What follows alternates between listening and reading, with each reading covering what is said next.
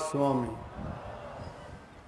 राधा स्वामी दयाल की दया, राधा स्वामी सहाय, राधा स्वामी। प्यारी साध संगत जियों, माताओं, बहनों, बुजुर्गों, जितने भी अध्यात्म, नाम और सत्संग प्रेमी यहाँ पधारे हैं, जिस प्रयोजन के लिए आए हैं, जब तक सत्संग हो शांति से लाभ उठाएं। पहले से इन्हीं दिनों के लिए निश्चित ये सत्संग इसी आश्रम में होता आया है। फर्क सिर्फ इतना था कि पहले ये सत्संग दशहरे वाले दिन करते थे, लेकिन कुछ प्रेमियों ने कहा कि सत्संग दशहरे वाले दिन सबकी छुट्टी होती है, त्योहार का दिन होता है, कोई कहीं जाना चाहता है, कोई कहीं जाना चाहता है, तो इसकी बजाय दशहरे वाला दिन छोड़ के उससे जो नज़दीक रविवार हो, अगर बाद में पहले है तो उसका, और अगर दशहरे से पहले वाला उसके नज़दीक है तो उसका। तो इसलिए उन प्रेमियों की जिज्ञासा को ध्यान में रखते हुए ये रविवार का सत्संग इसलिए रखा गया कि इसमें कर्मचारी लोग छुट्टी होने के कारण आराम से आ सकते हैं, और वैसे भी व्यापारी वर्ग से संबंध रखने वाले जो खुद अपना काम करते हैं वो तो कभी भी अपने छुट्टी को इधर उधर एडजस्ट कर सकते हैं, लेकिन इंसान की भूल है। ये वाणी इसी चीज के बारे में थी कि माया ने मौनी रूप रख के इस संसार को लूट लिया है। सत्य नाम कड़वा लगे मीठा लागे दाम। सत्य नाम है उस मालिक का नाम, परमात्मा का नाम, जो हर जीव के काम आता है। संसार के दूसरे पदार्थ जितने भी हमने एकत्रित किए हैं या जिसमें लगे हुए हैं, वो एक भी इंसान के काम नहीं आएगा। आप कहोगे इंसान के काम आता भी नहीं है, इंसान फिर क्यों भागा फिरता है? इसी का नाम माया है। माया कोई ऐसी वस्तु नहीं है कि जिसको हम यहां से वहां उठा के, जिस काम में जिस चीज का होना उसका मैंपना है, वही माया है। माया का ये पैमाना है कि जिस रूप में भी वो लगेगी उसी रूप में उसको अपना बना लेगी। शराबी के घर शराब का रूप धरेगी, जुआरी के घर जुआरी का धर लेगी, लालची के घर लालच का रख लेगी, चोर के वो चोरी की मंशा बन के उसके दिल में बैठ जाएगी। यही माया है। माया को हम सकुचित शब्दों में अगर धन को माया कहते हो तो उसके अर्थ को नहीं समझे, उसके मायने हमने गलत लगाए। उसका सही मायने तो अर्थ है, अर्थ के बिना काम नहीं चलता। लेकिन जो चीज हमारे काम आने वाली है युगों युगों तक, हमारे काम का मतलब मैं हमारेपना समझाता हूं पहले, क्योंकि संसार में सबसे बड़ी बीमारी लगी है जन्म और मौत की।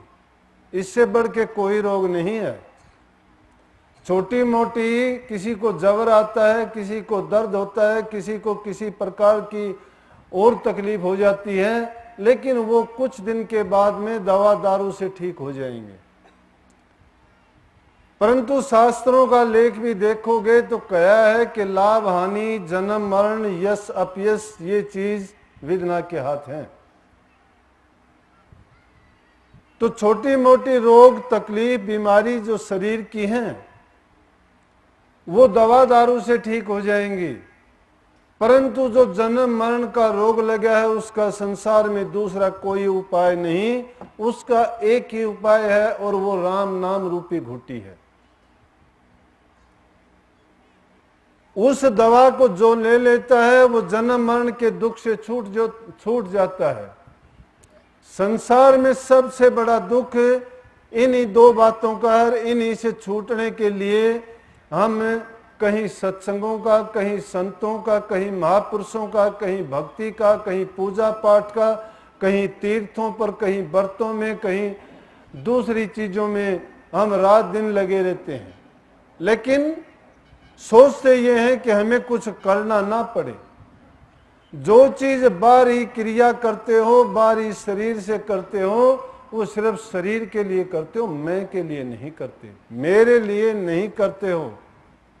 मैं ये शरीर नहीं है, मेरा शरीर हो सकता है क्योंकि मैं आत्मा है, आत्मा का के ऊपर जो खोड़ चढ़ा है वो मेरा है।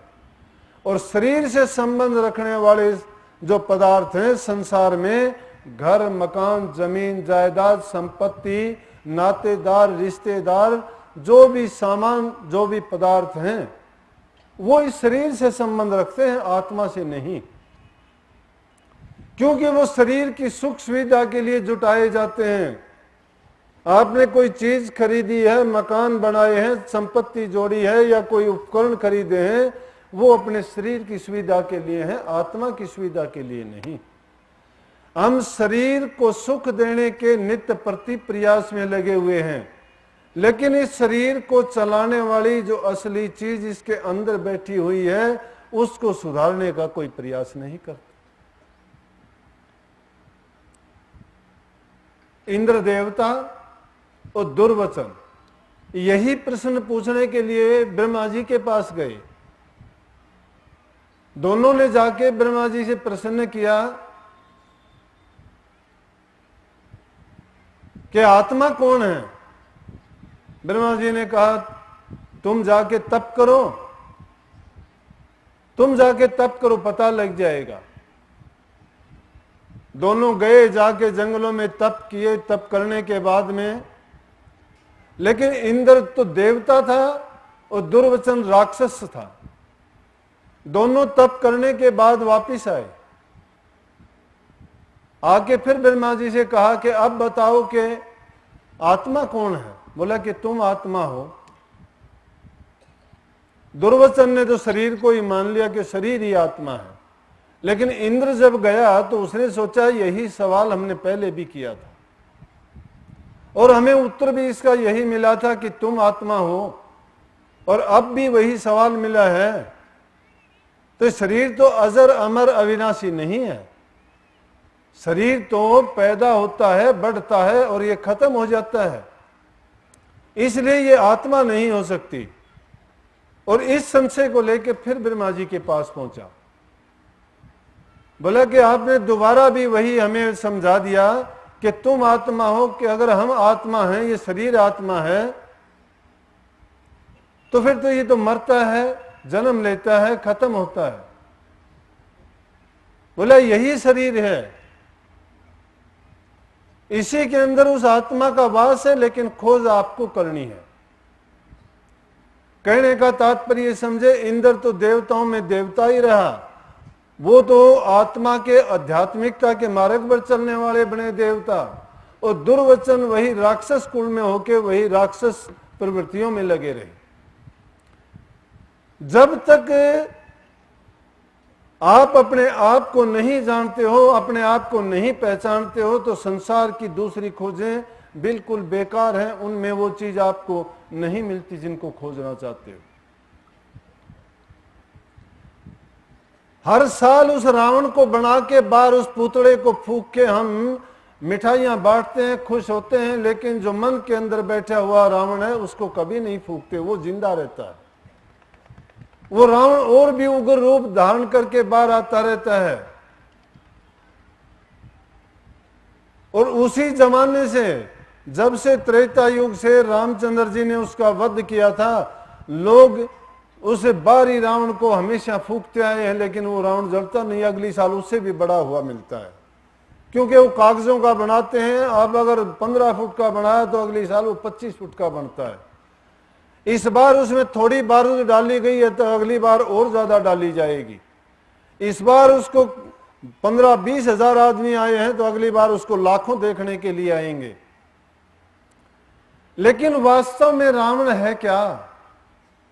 उसी रामायण को हम अपने ज्ञान चक्षु को खोल के अगर पढ़ते, ज्ञान चक्षु विवेक की आंख नहीं है, और यही हम संसारियों का जहां देखो मेले ठेले भीड़ लगी रहती है, खाने पीने के लिए, जीभ का स्वाद लेने के लिए, यार दोस्तों से हाथ मिलाने के लिए, नातेदारों से ये पूछने के लिए आपके हाल क्या है, आप कैसे हो।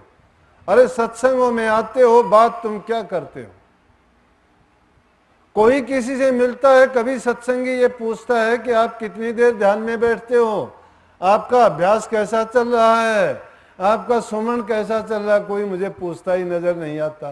बुझे बुझे चेहरे हैं, उदास उदास दिल हैं, क्योंकि प्रभु का नाम के तो आसपास भी नहीं हो। अरे उसके बिना जब पानी किसी बिरवे को नहीं डाला जाता वो सूख जाता है। यह आत्मा उस परमात्मा से जुदा होके आई थी, उस समुद्र रूपी बूंद इसको नहीं मिलती है, ये उसकी तड़फ में बेचारी उदास है, क्योंकि इसके बाहर जो लिहाफ चढ़ा हुआ है वो सब माया का खोल है। उस कर्म के बंधन में आके वो बेचारी तड़पती है अंदर से, लेकिन उसकी सुनने वाला कोई नहीं। सदियों से ढोल पीटते आए हैं शास्त्रों की बातों को लेके, कभी काम को मारते हो, कभी क्रोध को मारते हो, कभी लोभ को मारते हो, कभी मोह को मारते हो, कभी अहंकार को मारते हो, लेकिन मुझे मरा हुआ किसी का नहीं दिखाई दिया। जहां जाओ बस क्यों पूछते हो? बुल्ले शाह ने कहा है कि मुसलमाना नू मुल्ला ठग दे, हिंदुआ नू ठग दे प्यांदे, सच्ची गल कोई ना दसदा, हप्पू हप्पू खांदे, जिथे देखा चोखा चंगा मछले खूब सुनांदे, बुल्लियाऊ ना ओरा की तारना जो खुद ही डूबे जांदे।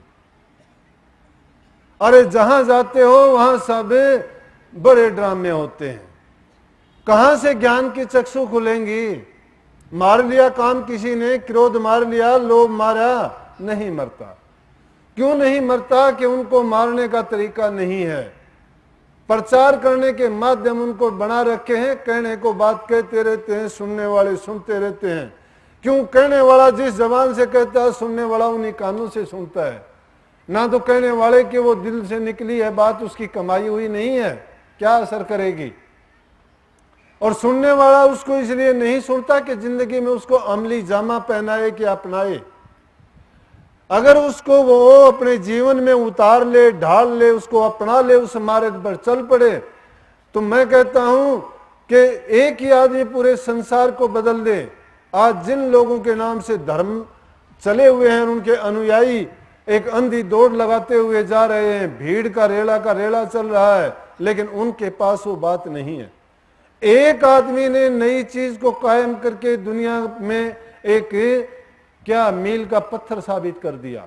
एक मसालची बन के चला, उसने मार्ग दिखाया लोगों को, लेकिन उस मार्ग पर चलने वालों ने अपना प्रयास नहीं किया कि हम उस मार्ग को कैसा बनाएं। चाहे उसमें कांटे हैं तो कांटों को बुहारना नहीं चाहता, कांटों के ऊपर से चलना चाहता है। उन महापुरुषों ने तरीका बताया था, लेकिन हम उस तरीके को नहीं अपनाते। महात्मा बुद्ध की बात अगर बताऊं, आज भी महात्मा बुद्ध अगर नहीं संसार में देह रूप में प्रकट हुए थे, लेकिन उनकी शिक्षा, उनका ज्ञान का जो प्रसार था, आज भी पाश्चात्य देशों में बहुत फैल रहा है। बिना उनके भी प्रचारक उनके मंदिर बना रहे हैं। उन्होंने जो ज्ञान दिया था, क्योंकि वो ज्ञान कैसा ज्ञान था? क्रियात्मक ज्ञान था। यहां क्रियात्मक ज्ञान की जरूरत है। यही बात आज बच्चों को स्कूल में पढ़ाई जाती है। पढ़ाने के लिए बच्चों में कुछ नहीं होता, किताबों के बोझ के सिवाय उनको दिया कुछ नहीं जाता है। उनको जो तालीम दी जाती है वो सिर्फ रोजी रोटी तक सीमित है। कहां तालीम है? बच्चे पढ़ना नहीं चाहते हैं, और अगर उनको पढ़ाओ तो उसके लिए भी कोई एक विशेष तरीका होना चाहिए। तो महात्मा बुद्ध ने इस समाज की उस नब्ज को पकड़ा था कि किस तरह से उन्होंने भी इन बातों विचार किया। उन्होंने कहा कि संसार से पार करने का अष्टांग मार्ग है, और वो मार्ग अपने आप को पहले शुद्ध करोगे तो उस मार्ग पर चल सकते हो।